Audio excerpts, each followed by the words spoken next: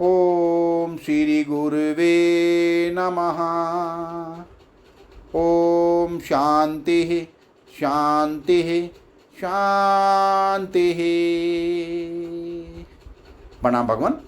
भगवान पक्षपात रहित अनुभव प्रकाश श्री स्वामी विशुद्धानंद जी प्रसिद्ध काली कमले वाले बाबा जी द्वारा विरचित बड़ा ही प्यारा ग्रंथ और सर्ग नंबर 4 से व्याख्या चल रही है भगवान, जिसमें आज का शीर्षक है बुद्धि का कर्तव्य। सत्संग लेते हैं भगवान।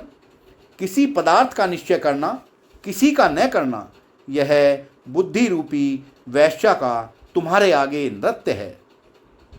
हजारों बार जागृत, स्वप्न, सुसुप्ति, मूर्छा, मरण, समाधि, यह भी बुद्धि रूपी वैश्या का तुम्हारे आगे नृत्य है। कभी बालक होना, कभी युवा होना, कभी वृद्ध होना, कभी उत्पत्ति होना, कभी नाश होना, यह शरीर रूप नट का तुम्हारी प्रसन्नता के वास्ते नाटक है।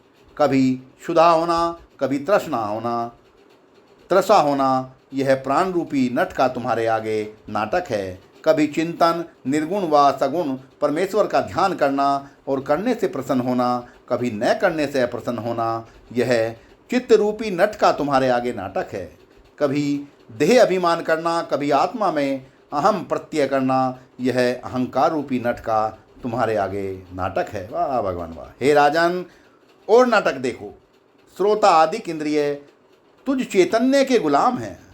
तुझ चैतन्य साक्षी की प्रसन्नता वास्ते शब्द आदि विषयों को ग्रहण करके तुम्हारे आगे भेंट रखते हैं। जैसे पालित बाज पक्षी को मार करके स्वपालक के आगे आन रखते हैं और बाज का पालक यह तमाशा देखकर प्रसन्न होता है।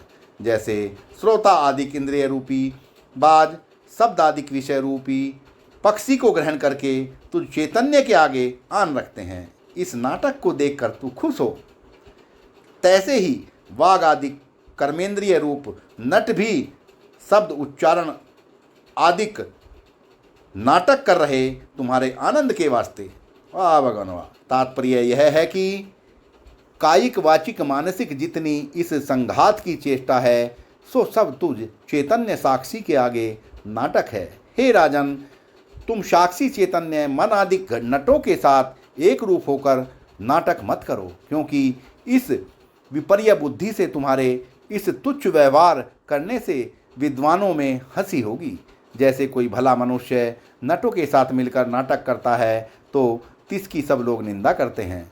तू मन आदि नटों के नाटक का दृष्टा साक्षी भला मानुष चैतन्य निर्विकार निर्विकल्प स्वतः सिद्ध है, यत्न कर नहीं।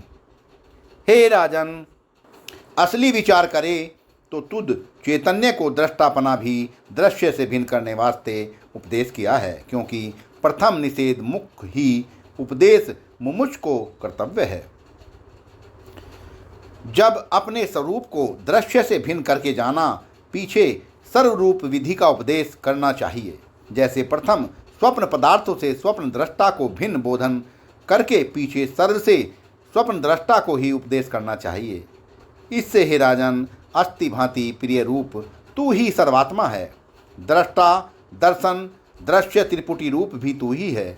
त्रिपुटी का प्रकाश करने वाला भी तू ही है। उठो, जब लग शरीर है तब लग कोई न कोई चेष्टा करनी ही है, और सर्व चेष्टा स्वप्न के तुल्य मिथ्या ही है। इससे यथा प्राप्ति में ही क्यों न विचारो।